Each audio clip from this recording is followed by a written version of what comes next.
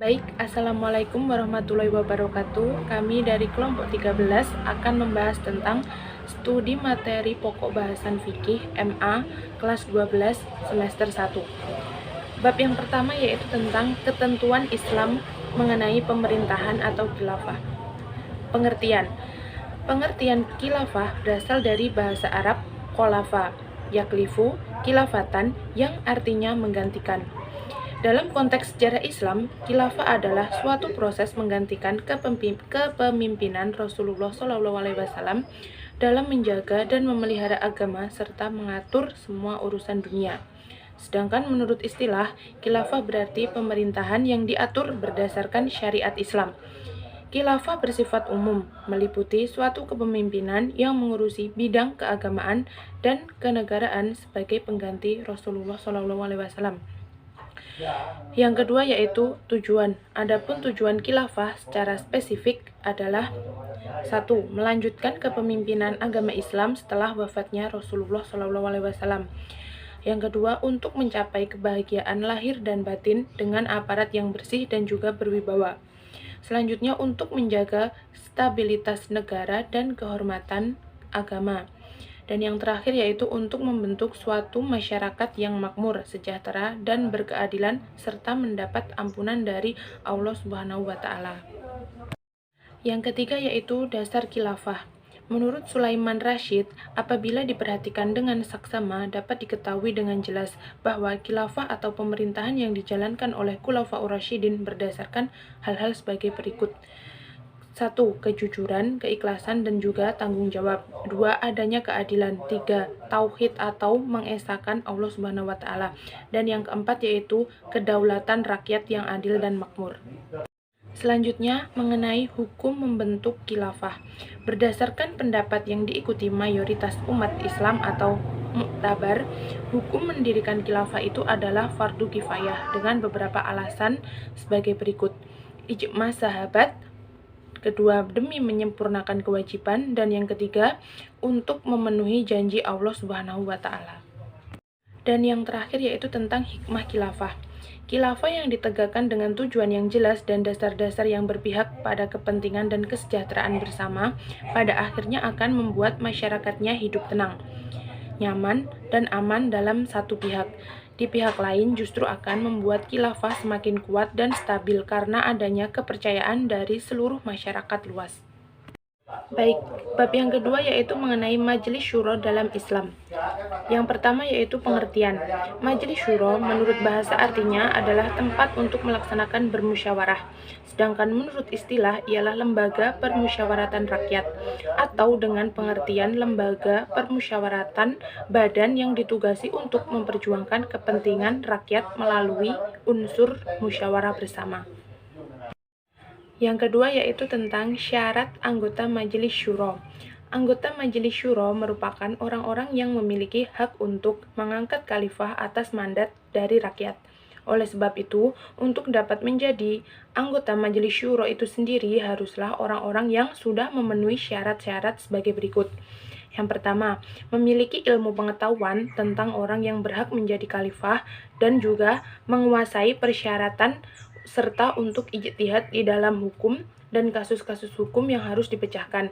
Yang kedua yaitu memiliki kecerdasan dan kearifan yang menyebabkan ia mampu memilih khalifah yang paling maslahat, mampu dan tahu tentang kebijakan-kebijakan yang membawa kemaslahatan bagi umat itu sendiri. Selanjutnya yaitu hak dan kewajiban anggota Majelis Syuro. Yang pertama yaitu adapun hak anggota Majelis Syuro, yang pertama memilih dan membaiat khalifah secara terpilih. Kedua, membuat undang-undang dalam berbagai hal yang tidak diatur secara tegas dalam Al-Quran dan Al-Hadis. Yang ketiga, memberi pertimbangan kepada khalifah dalam menentukan kebijakannya. Dan yang terakhir, mengawasi jalannya suatu pemerintahan. Adapun kewajiban dari anggota Majelis Syuro itu sendiri yaitu memberikan kekuasaan kepada khalifah yang telah terpilih. Yang kedua, mempertahankan negara dengan undang-undang sesuai syariat Islam. 3. Melaksanakan syariat Islam yang sesuai dengan ajaran Al-Quran, Al-Hadis, Ijma, Qiyas, dan lainnya. Yang keempat, mengatur dan menertibkan kehidupan para masyarakat. Dan yang terakhir yaitu menegakkan keadilan bagi masyarakat. Baik, selanjutnya yaitu syarat pengangkatan pemimpin oleh Majelis Syuro. Berdasarkan Quran Surat An-Nisa ayat 58, syarat yang harus dilakukan oleh pemerintah ataupun masyarakat untuk menghadirkan kepemimpinan yang sukses dalam pemerintahan yang baik adalah sebagai berikut. Yang pertama, pemberian jabatan atau amanah kepada orang yang terbaik atau orang yang sudah ahlinya. Kedua, membangun hukum yang seadil-adilnya. Ketiga, memberi dukungan dan kepercayaan dari masyarakat atau legitimasi. Yang keempat, ketaatan dan tidak boleh dalam kemaksiatan. Yang kelima, konstitusi yang berlandaskan Al-Quran dan Al-Hadis. Baik, sekian presentasi dari saya. Selanjutnya akan diterangkan oleh teman sekelompok saya. Terima kasih. Baik, saya Wahyu Lutfi Ansori akan melanjutkan presentasi dari teman saya. Baik, langsung saja. Di sini saya akan menjelaskan tentang sumber-sumber dan penerapan hukum yang disepakati dan tidak disepakati oleh ulama. Yang pertama yaitu sumber yang disepakati oleh ulama, yaitu ada 4. Yang pertama yaitu Al-Quran. Al-Quran adalah kalam Allah yang diturunkan kepada Nabi Muhammad SAW dalam bahasa Arab yang berisi kitab Allah dan berfungsi sebagai pedoman bagi umat manusia. Fungsi Al-Quran adalah sebagai petunjuk bagi umat manusia. Menurut Ali Syarifati, petunjuk yang terkandung dalam Al-Quran berupa 3 hal. Yang pertama yaitu sebagai petunjuk yang berupa doktrin atau pengetahuan tentang struktur kenyataan dan posisi manusia di dalamnya, seperti petunjuk moral dan hukum yang menjadi dasar syariat. Yang kedua yaitu sebagai petunjuk yang terdapat dalam ringkasan sejarah manusia, baik para raja, orang suci, nabi, kaum, dan sebagainya. Yang ketiga yaitu sebagai petunjuk yang berupa mukjizat, yaitu kekuatan yang berbeda dengan apa yang dipelajari. Banyak ayat-ayat Al-Quran yang mempunyai kekuatan lain atau difungsikan lain oleh umat Islam.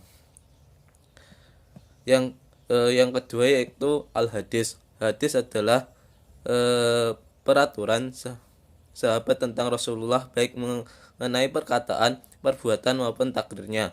Dalam penggunaannya sebagai sumber ijtihad, para ulama cenderung menganggap Al-Quran sebagai satu kesatuan dan hadis sebagai satu kesatuannya. Ayat mana saja boleh ditafsir dengan hadis mana saja tanpa memperhatikan unsur waktu dan keterkaitan antara keduanya. Dan hadis ini merupakan sumber hukum Islam yang kedua setelah Al-Quran tadi. Di samping itu, terdapat ulama yang memandang kedudukan hadis lebih rendah dari Al-Quran. Hal ini berseberangan dengan fungsi hadis sebagai penjelasan Al-Quran, yang mana antara penjelas dengan yang dijelaskan harus memiliki hubungan sebab akibat. Oleh karena itu, pemahaman terhadap fungsi hadis sebagai penjelas Al-Quran dalam tataran praktisnya bukan sesuatu yang mudah. Diperlukan sebagai ilmu pendukung, khususnya aspek historis, guna melihat keterkaitan antara penjelasan dalam hadis dengan keterkaitan dalam Al-Quran. Dan sumber hukum yang berikutnya yang disepakati ulama yaitu yang ketiga yaitu ijma. Imam Syafi'i memandang ijma sebagai sumber hukum setelah Al-Quran dan Sunnah Rasul. Jadi ijma ini merupakan sumber hukum Islam yang ketiga setelah Al-Quran dan hadis. Dalam Mudarah atau portal akademik Kementerian Agama bertajuk Pandangan Imam Syafi'i tentang ijma sebagai sumber penerapan hukum Islam dan referensinya dengan perkembangan hukum Islam dewasa ini. Ini karya Siti Fauzah Junaid. Ijma adalah salah satu metode dalam menetapkan hukum atas segala permasalahan yang tidak didapatkan dalam Al-Quran dan Sunnah. Jadi apabila ada suatu hukum yang tidak terdapat dalam Al-Quran ataupun Sunnah ataupun hadis, bisa dilihat dalam ijma ini. Sumber hukum Islam ini melihat berbagai masalah yang timbul di era globalisasi dan teknologi modern. Jumhur ulama fikih yang lainnya seperti Abu Zahra dan Wahab Khalaf merumuskan ijma dengan kesepakatan atau konsensus para mujtahid dari umat Muhammad pada suatu masa setelahnya wafat Rasulullah SAW terhadap suatu hukum syara mengenai suatu kasus atau peristiwa. Isma dapat dibagi menjadi dua bentuk, yaitu isma sarih dan isma sukuti. Isma sarih adalah kesepakatan para mujtahid baik melalui pendapat maupun perbuatan terhadap hukum masalah tertentu. Bentuk isma yang kedua yaitu bentuk isma sukuti yang tadi, yaitu kesepakatan ulama melalui cara seorang mujtahid atau lebih mengumumkan pendapatnya tentang suatu hukum, suatu masalah dalam masa tertentu, kemudian pendapat itu tersebar luas serta diketahui orang banyak. Jadi tidak ada seorang pun di antara mujtahid lain yang mengungkapkan perbedaan pendapat atau menyagah pendapat itu setelah meneliti pendapat itu. Yang berikutnya yaitu sumber hukum Islam. Yang keempat yaitu qiyas. Sumber hukum Islam yaitu qiyas adalah bentuk sistematis yang telah berkembang. Fahri Ra'yu yang memainkan peran dalam penting. Sebenarnya dapat kerangka teori hukum Islam. Qiyas menduduki tempat yang terakhir karena memandang qiyas lebih lemah daripada isma. Qiyas adalah suatu hukum yang harus menyamakan dengan hukum lain, seperti yang tidak ada dalam Al-Quran hadis. Seperti halnya narkoba. Narkoba itu tidak ada dalam Al-Quran maupun hadis, maka hukum narkoba itu dikiaskan atau disamakan dengan hukum khamr karena itu memabukkan. Baik, yang berikutnya yaitu sumber hukum yang tidak sepakati ulama. Yang pertama yaitu istihsan. Istihsan menurut bahasa istihsan berarti menganggap baik, sedangkan menurut istilah ahli usul yang dimaksud dengan istihsan ialah perpindahan yang jelas seorang mujtahid dari hukum yang disepakati oleh qiyas atau jelas pada hukum yang dikehendaki oleh qiyas atau samar, atau dari hukum kun umum kepada hukum yang bersifat khusus, dan istina pengecualian karena adanya dalil syara yang menghadapi perpindahan itu. Yang kedua yaitu hukum yang tidak sepakati yaitu istishab, merupakan suatu pengambilan hukum yang telah ada atau ditetapkan pada masa lalu dan tetap dipakai hingga masa-masa selanjutnya sebelum adanya hukum yang mengubahnya. Yang ketiga, hukum yang tidak disepakati ialah masalih mursalah. Dan yang terakhir yaitu al-urf. Al-urf ialah segala sesuatu yang sudah dikenal dan dijalankan oleh suatu masyarakat secara turun-menurun dan sudah menjadi adat istiadat, baik berupa perkataan maupun perbuatan maupun perkataan itu. Menurut ahli syara, bahwa antara adat istiadat dengan urf amali itu tidak ada bedanya. Di antara contoh urf amali adalah jual beli yang dilakukan berdasarkan saling pengertian dan tidak macam singgot yang diucapkan. Contoh urf qauli ialah orang yang telah mengetahui bahwa kata al-rajul itu untuk laki-laki bukan untuk perempuan. Baik, bab berikutnya yaitu menjelaskan tentang pengertian, fungsi, kedudukan istihad. Yang pertama yaitu pengertian istihad. Istihad bentuk dari fi'il madi jahada yang bentuk masdarnya yaitu jahdun. Artinya adalah kesungguhan atau sepenuh hati atau serius. Berikutnya secara definisi atau istilah ada perbedaan pendapat namun artinya tetap sama. Yang pertama yaitu menurut Imam Al-Sakhauni dalam kitabnya berjudul Irsyad Al-Fuhli memberikan definisi yaitu yadullu al-wasi fi nili hukumin syar'iyyin ngamali butorikil astibati, yang artinya mengarahkan kemampuan dalam memperoleh hukum syara yang bersifat amali melalui cara istiadat. Yang berikutnya menurut Imam Subki, beliau mendefinisikan istihad sebagai berikut yaitu istiqronggul afiki wus'ali taswili donni bihukmi syar'iyyin, yang artinya pengarahan kemampuan seorang fakih untuk menghasilkan dengan dugaan kuat tentang hukum syara. Yang berikutnya yaitu menurut Abu Zahra istihad adalah yadullu fikin wasiatin bidalil hukum amalihi ihdi adalil tafsilati, yang artinya usaha seorang ahli fikih dengan kemampuannya dalam mewujudkan hukum-hukum amaliyah yang diambil dalil-dalil yang terperinci. Dari definisi tersebut dapat disimpulkan bahwa ijtihad adalah suatu usaha dengan segenap kemampuan oleh seorang mujtahid untuk menggali hukum syara dari sumber-sumber yang terperinci, yaitu Al-Quran dan hadis. Ijtihad juga dapat disebut sebagai proses penggalian hukum syariat dari dalil-dalil yang terinci, yakni Al-Quran, hadis, ijma, qiyas, dan dalil-dalil lainnya. Yang kedua yaitu fungsi ijtihad. Fungsi utama ijtihad adalah untuk menjelaskan atau menetapkan hukum-hukum yang tidak terdapat baik dalam Al-Quran maupun Al-Hadis.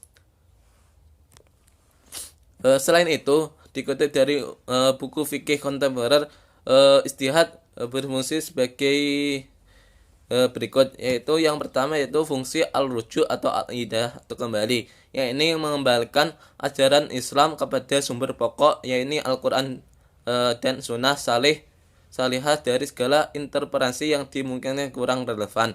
Yang kedua yaitu sebagai fungsi al-ihya atau kehidupan, yaitu menghidupkan kembali bagian-bagian dari nilai dan semangat ajaran Islam agar mampu menjawab dan menghadapi tantangan zaman, sehingga Islam mampu sebagai furqan, hudan, dan rahmatan lil alamin bagi pemeluknya.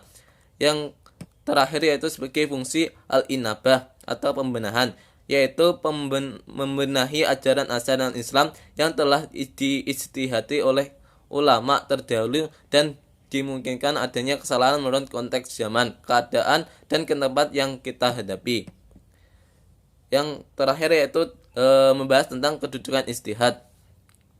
Dalam sejarah Islam, ijtihad telah banyak digunakan. Ajaran Al-Quran dan hadis memang menghendaki digunakan ijtihad dari ayat Quran yang jumlahnya lebih kurang 500 ayat. Menurut pemikiran ulama yang berhubungan akidah, ibadah, muamalah, ayat-ayat tersebut pada umumnya berbentuk teks-teks dasar tanpa penjelasan lebih lanjut mengenai rincian secara cara pelaksanaannya. Untuk itu, ayat tersebut baru dijelaskan oleh orang-orang yang mengetahui Al-Quran dan hadis, yaitu para sahabat Nabi, dan kemudian para ulama. Penjelasan oleh para sahabat dan para ulama tersebut diberikan oleh ijtihad. Jadi ijtihad ini kedudukan ijtihad ini adalah sebagai sumber hukum Islam yang ketiga setelah Al-Quran dan hadis. Ijtihad dilakukan jika ada suatu persoalan tidak ditemukan hukumnya dalam Al-Quran dan hadis. Mungkin sekian dari kelompok kami, kurang lebihnya atau kesalahannya kami minta maaf sebesar-besarnya. Bila dan apabila ada yang kurang paham, kita bisa diskusikan bersama-sama. Wassalamualaikum warahmatullahi wabarakatuh.